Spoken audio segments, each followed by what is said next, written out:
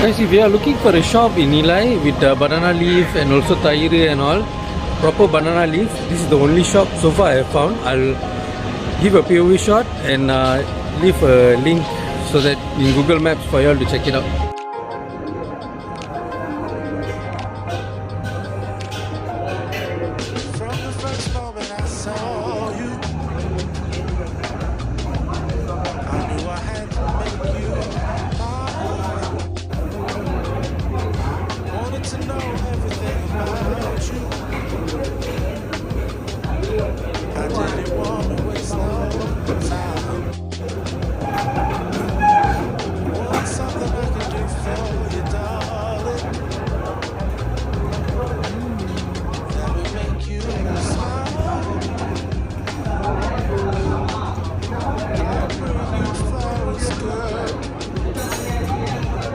It's raining heavily.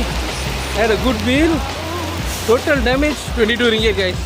So it's banana leaf with chicken and also tairi and all the stuff and a Nescafe ice. I think it's an affordable meal, guys. Okay. So if you want to check out banana leaf in Nilai, yeah, I'll put the link below. Here's the GPS location. Please come and try it out, guys. Love you all. Thanks for the support.